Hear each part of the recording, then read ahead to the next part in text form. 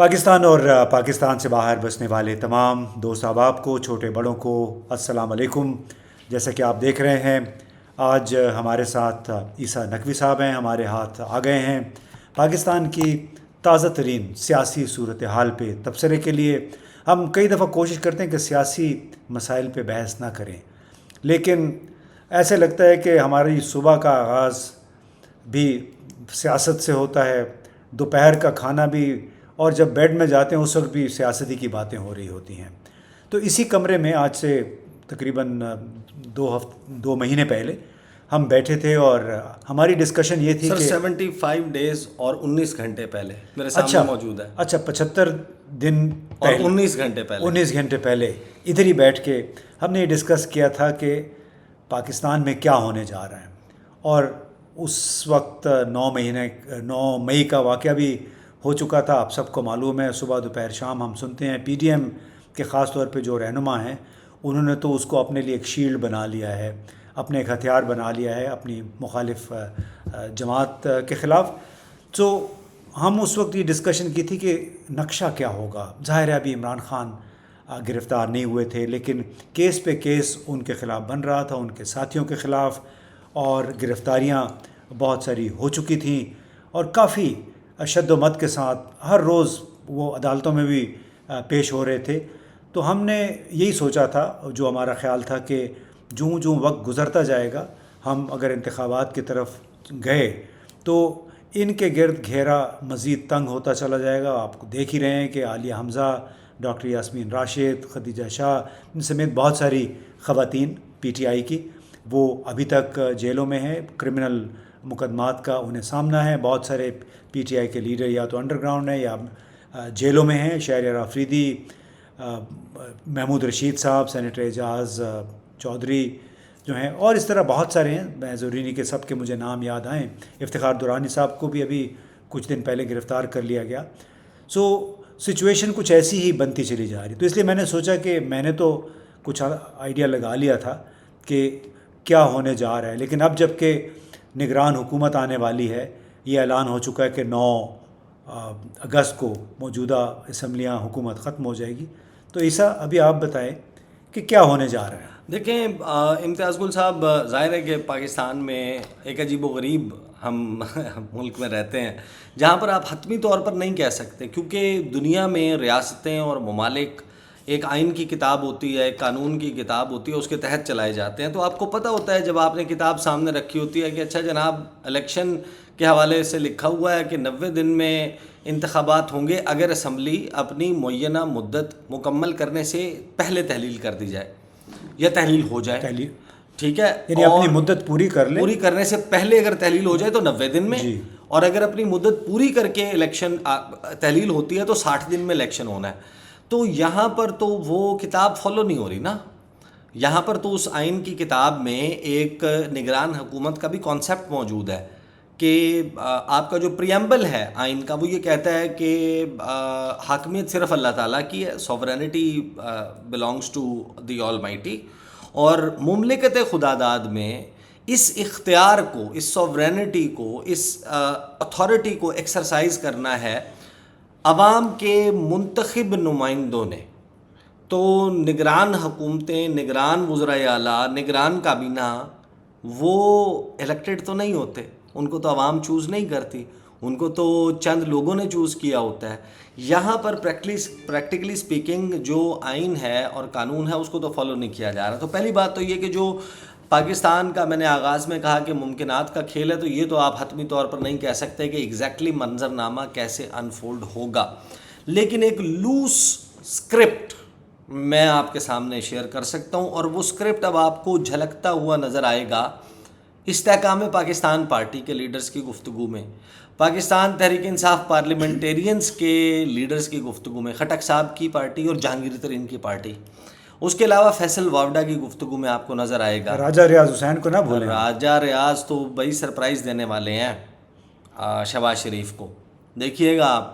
یہ لوگوں کو لگتا ہے کہ صرف وہ جو سندھ ہاؤس گئے تھے نا، وہ صرف اس لیے گئے تھے کہ انہیں نون لیگ کا ٹکٹ چاہیے اگلے الیکشنز کے لیے۔ آپ کو شاید کچھ نظر آئے، کچھ اپسیٹس نظر آئے۔ البتہ دیکھیں امتیاز گل صاحب this is unfortunate but let's just experience this as well. آپ نے جو پی ڈی ایم کی 13 جماعتیں 12-13 جماعتیں, کچھ لوگ 11 کاؤنٹ کرتے ہیں, کچھ 12, کچھ 13, کچھ پلس کر کے کچھ کاؤنٹ کر لیتے ہیں. آپ نے ان کی پرفارمنس دیکھ لی. اب صورتحال یہ ہے پاکستان میں کہ ایک ایسا نگران سیٹ اپ لانے کی تیاری ہو رہی ہے جس کے پاس ایک منتخب جمہوری حکومت, جو کہ آئین کے برخلاف ہے. آئین کہتا ہے کہ منتخب حکومت اختیارات استعمال کرے گی. ہمارے ہاں اپنے الیکشن ایکٹ 2017 ہے فار ایگزامپل, اس کا آرٹیکل 230 ڈٹرمن کرتا ہے, ڈیفائن کرتا ہے کہ ایک جو کیئر ٹیکر سیٹ اپ ہے اس کے پاس کیا اختیارات ہوں گے. وہ ہمیں بتاتا ہے کہ جناب کیئر ٹیکر سیٹ اپ نہ تو میجر پالیسی ڈیسیجنز لے سکتا ہے, نہ وہ ایسے فیصلے کر سکتا ہے جو کہ آنے والی حکومت ریورس نہ کر سکے, نہ وہ بیرونی دنیا کے ساتھ نئے معاہدے کر سکتا ہے, نہ وہ انٹرنیشنل ایجنسیز کے ساتھ, نہ وہ غیر ملکی دورے کر سکتا ہے. وہ غیر ملکی پنجاب کے وزیر اعلیٰ تو ابھی ازبکستان بیٹھے ہیں, کاٹن اور ٹیکسٹائل مل وغیرہ تو نہیں لگا رہے وہاں پہ. اچھا نہیں, ٹیکسٹائل تو پاکستان کا برباد کر دیا نا شہباز شریف صاحب کی جو حکومت ہے. اے ایف پی کی سٹوری اگر آپ دیکھیں تو امتیاز گل صاحب اس نے جو نقشہ کھینچا ہے اس نے تو یہ بتایا کہ قہر بن کے ٹوٹی ہے اچھا شہباز شریف کی حکومت. وہ ٹیکسٹائل سیکٹر جو کہ عمران خان کے دور حکومت میں جب کرونا آیا تھا تو اسمارٹ لاک ڈاؤن کی پالیسی دی گئی. اس وقت چائنا کی, انڈیا کی اور بنگلہ دیش کی انڈسٹری ہو گئی بند.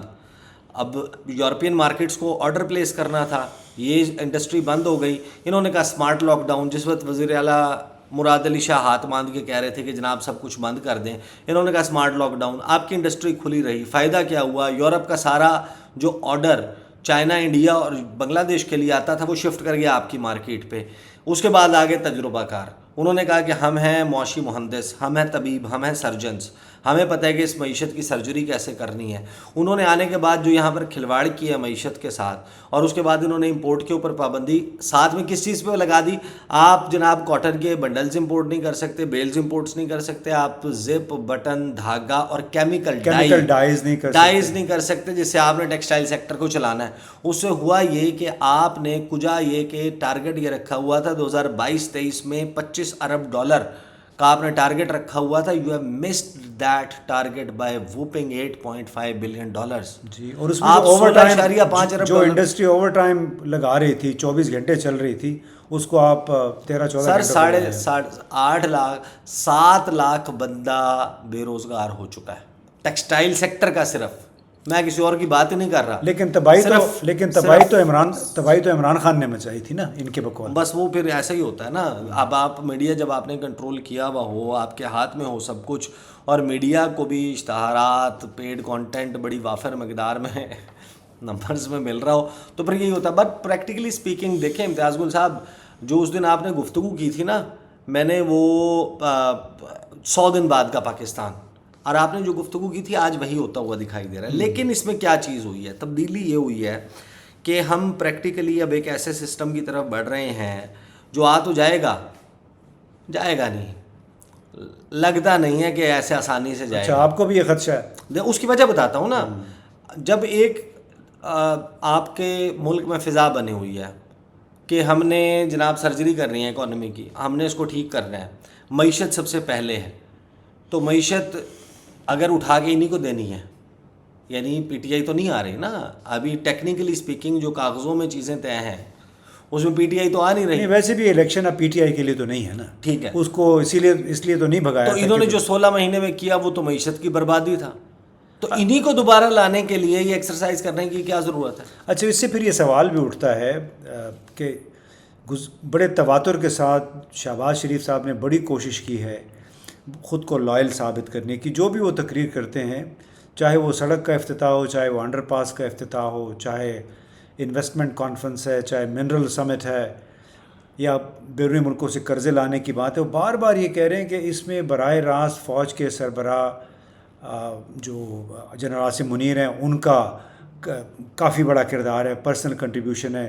فیصل وابڈا صاحب کا آپ ذکر کر رہے تھے, انہوں نے بھی یہی کہا کہ بھئی قرضے جب وہ انہوں نے لے کے آنے ہیں, سرمایہ کاری انہوں نے لے کے آنی ہے, تو پھر آپ کس مرض کی, کس درد کی دوا ہیں.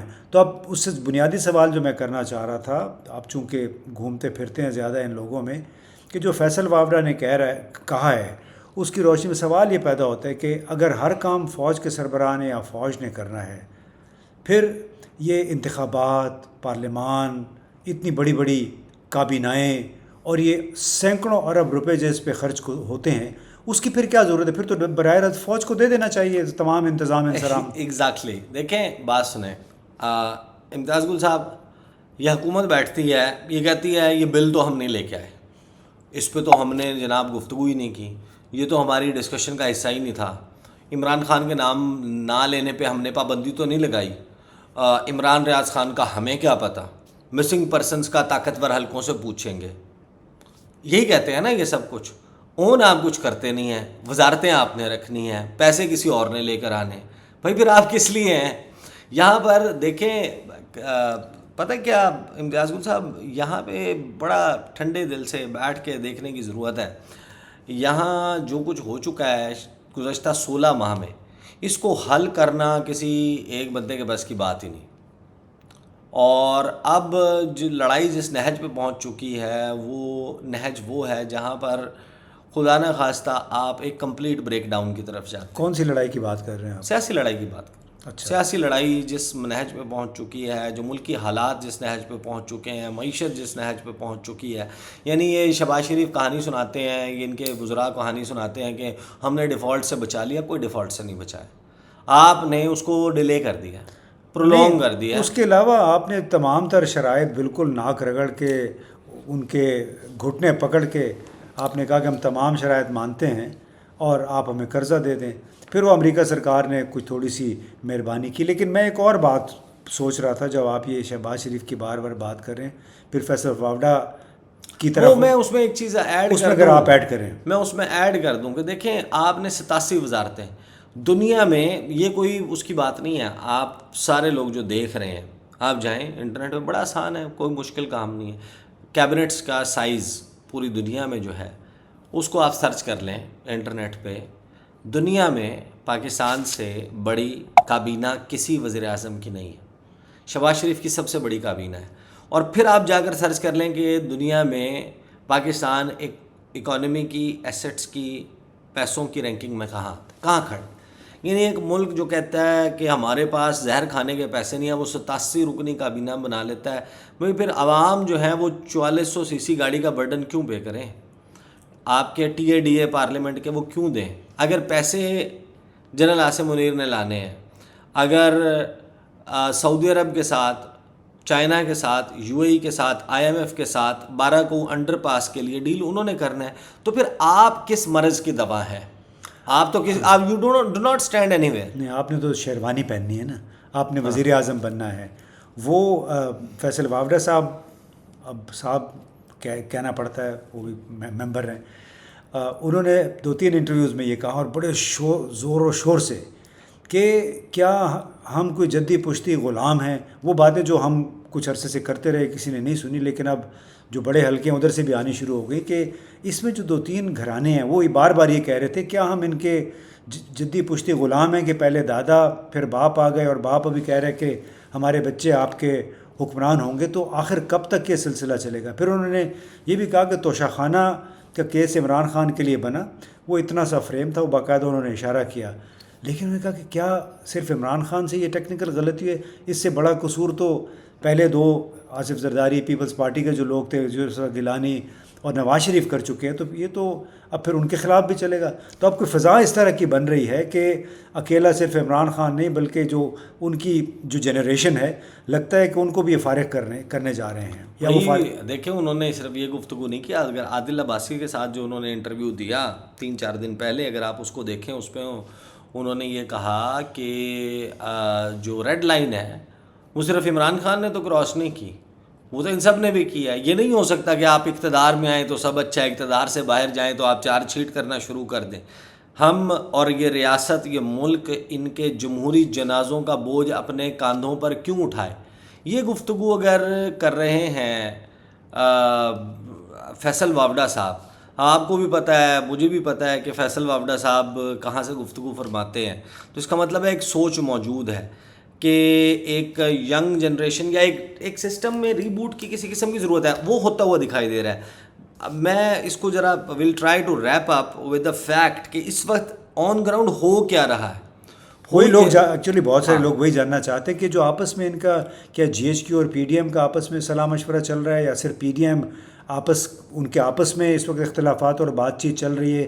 کہ کیونکہ ہم نے یہ سنا کہ جی ایچ کیو کا اپنا ایک چوائس ہے نگران وزیر اعظم کے لیے, نگران کابینہ کے لیے, اور وہ شاید راجہ ریاض حسین صاحب نے وہ بات کر دی تھی پہلے ہی کہ نگران وزیر اعظم مضبوط معیشت دان ہونا چاہیے. ہاں, اور وہ اس کے لیے دیکھیں جو بھی آتا ہے. میں آپ کو ایک بات بتا سکتا ہوں کہ اس وقت جو نگران سیٹ اپ کے لیے گفتگو چل رہی ہے نا, وہ پاکستان میں انپریسیڈنٹڈ ہے. امتیاز صاحب جو ناصر الملک صاحب لاسٹ ہمارے کیئر ٹیکر پرائم منسٹر تھے 2018 کے الیکشنز کے لیے, جب وہ آئے تو انہوں نے 8 رکنی کابینہ بنائی. انہوں نے 8 وزراء کے ساتھ الیکشن کرا دیا, کیونکہ نگران حکومت کا مینڈیٹ یہ ہوتا ہے کہ ملک میں ایک ایسی فضا بنائی جائے جس میں شفاف طریقے سے عام انتخابات کا انعقاد ہو سکے. اسی طرح اس سے پہلے جو کھوسو صاحب تھے انہوں نے 14 رکنی کابینہ بنائی, اور ان کا ایک مطلب بنیادی 8-10-12 اب وہ بات نہیں ہو رہی. اب یہ ہو رہا ہے کہ بندر بانٹ ہو رہی ہے. تو کیا آپ کو کوئی انفارمیشن ہے کہ لسٹیں تیار ہوئی ہیں وزراء کی؟ بات چیت چل رہی ہے. I am telling you on the basis of information کہ لسٹیں تیار ہو رہی ہیں. اب فائنل ظاہر ہے کہ گو ہیڈ آپ کو پتہ ہے کہ ان سب کے اپنے بھی اختیار میں نہیں ہے. کہ ہمارا آپ کا نام تو نہیں ہے اس میں؟ نہیں, ہمارا نام نہیں. آپ کا تو بالکل نہیں ہے نا, میرا بھی نہیں. اچھا, اس بات کو چھوڑ. وہ بات یہ کر رہے ہیں کہ ایک ایسا کیئر ٹیکر سیٹ اپ جس میں حصہ بقدر جثہ دے دیا جائے کہ آپ ان سب کو جو ہے وہ دے دیں, حصہ دے دیں. پیپلز پارٹی کو, نون لیگ کو ایک پاور شیئرنگ فارمولا, اس میں استحکام پاکستان پارٹی بھی شامل ہو, اس میں پاکستان تحریک انصاف پارلیمنٹیرینز بھی شامل ہو. یعنی other then P T I ایک قومی حکومت بنانے کی تیاری ہو رہی ہے. آن دا فیس آف اٹ وہ ہوگی نگران حکومت, لیکن ایک بڑی کابینہ بنائے گی جو لمبے عرصے کے لیے آئے گی. اور لمبے عرصے کے لیے آنے کے بعد وائس آف امریکہ نے اس پہ رپورٹ کیا ہے کہ اس وقت اسٹیبلشمنٹ بھی ان مذاکرات کا حصہ ہے جو پی ڈی ایم اور اسٹیبلشمنٹ کے درمیان ہو رہے ہیں. اور یہ جو کیئر ٹیکر سیٹ اپ آ رہا ہے اس کو فی الحال تو دوام بخشا گیا ہے مردم شماری کے نام پہ, اور اس کو مزید بڑھا دیا جائے اور مزید 2 سال کے لیے بڑھایا جائے. اب 2 سال میں آپ کو پتہ ہے پلوں کے نیچے سے کتنا پانی گزر جاتا ہے. لیکن اس میں اس کے لیے آئینی راستہ کیا ہوگا؟ آئینی راستہ دیکھیں, کیا آپ آئینی راستہ ڈھونڈ رہے ہیں؟ دیکھیں 90 روز میں انتخابات ہونے ہوتے ہیں. پنجاب میں اسمبلی اگر وقت سے پہلے تحلیل 14 مئی وہاں پہ نہیں ہوئے انتخابات. ہاں, جو اسمبلی تحلیل ہوئی تھی وہ جنوری کے مہینے میں, جی 14 جنوری سمری جو ہے وہ بھیج دی گئی تھی, تو وہ ٹیکنیکلی اپریل میں ہو جانے چاہیے تھے انتخابات, لیکن سپریم کورٹ نے انٹروین کر لیا. پھر 14 مئی کی تاریخ بھی دے دی, اس وقت بھی نہیں ہوئے. تو جب آپ نے پریکٹس بنا لی, اصل بات اچھا آپ یہ کہنا چاہ رہے ہیں کہ آئین کو, قانون ضابطے کو بھول جائیں. سرزمین بے آئین بنا دی. سرزمین بے آئین, یس, سرزمین بے آئین ہے, اور ان جماعتوں نے بنایا ہے. ابھی عدالتیں تو چل رہی ہیں, عدالتیں فیصلے دے رہی ہیں, ان پہ عمل درآمد نہیں ہو رہا نا. ہاں, وہاں آ کے وہ بے بس ہو گئی. ہاں بالکل اسی طرح کی صورتحال چل رہی ہے. اور فرینکلی اسپیکنگ ہم نے بہت سے کھانے چکھے ہیں, یہ کھانا بھی چکھ لیں نا. چلے, اس میں ایک بڑی زبردست بات انہوں نے درمیان میں وہ کر رہے تھے کہ جو جتنے بھی پرانے لوگ ہیں شاید ان سے جان چھڑائی جائے. یہ میں نے نہیں کہا, یہ فیصل واڈا نے کہا. انہوں نے کہا ان کے جمہوری جنازوں کا بوجھ ہم کب تک اٹھائیں گے, فریش لوگ آنے چاہیے. لیکن ساتھ شاید وہ بلاول زرداری نے ان کی بات سن لی تھی, وہ اس لیے کہ انہوں نے آج پارلیمنٹ میں جو الوداعی پیر کے روز جو اپنی ایک تقریر کی پارلیمان میں, تو اس میں انہوں نے بڑی زبردست بات کہی کہ جیسے تقریر کرتے کرتے انہوں نے کہا کہ میری خواہش ہے کہ آصف زرداری صاحب اور نواز شریف صاحب آپس میں اس انداز سے کوئی بات چیت کریں, معاہدہ کریں کہ میرے اور مریم نواز کے درمیان جو تعلقات ہیں وہ اچھے ہو جائیں اور ہمارے لیے راہ ہموار ہو, مور اور لیس. انہوں نے یہ کہا سرکار آپ وزیر خارجہ ہیں, ہمارا ہمیں کہیں باہر شفٹ کروا دیں, آپ یہاں پر نسل در نسل آپ ڈیسائیڈ کر لیں کہ آنے والے بچوں نے کیسے اس ملک کو چلانا ہے, پھر چھوڑ دیں سب کچھ. ہاں, میں انہی کے بچے, اگر ان کے بچے ہو گئے تو انہی کے بچے پھر ہم پہ, ہمارے آپ بچوں پہ حکمران ہوں گے. تو یہی ایک ڈیلیما ہے پاکستان کا, جس کی وجہ سے پاکستان ترقی بھی نہیں کر سکا, کہ یہ سمجھتے ہیں کہ شاید ان کو یہ حکمرانی کا حق اوپر سے تفویض کیا گیا. یہ 2 حکمران گھرانے ہیں اور ان کو چھوٹی چھوٹی بات پہ بڑی تکلیف ہوتی ہے جب لوگ ان کو چیلنج کرتے ہیں. اللہ کرے کہ کوئی صحیح طریقے سے یہ چیلنج ہو. جس نے چیلنج کیا تھا وہ تو جیل پہنچ گیا ہے, اس کو ہر طرح کے کیسز میں جکڑ دیا گیا ہے. اور اب دیکھیں کہ آئندہ دنوں میں کیا ہوتا ہے. عیسیٰ نقوی کے ساتھ ہم اس طرح پھر ایک اور نشست کریں گے. پھر ہم ایک دوسرے سے، یہ مجھ سے سوال پوچھیں گے، میں ان سے سوال پوچھوں گا کہ لیٹس سے کہ 2 مہینے کے بعد یا مہینے کے بعد ایک پھر ہم ایسے ہی نشست کریں گے تاکہ اپنے خود کو بھی ٹھیک تو کر سکیں، اپنی کریکشن تو کر سکیں کیا ہم نے یہ بات درست کی تھی. اللہ پاکستان کا اور آپ سب کا حامی و ناصر ہو. بہت بہت شکریہ.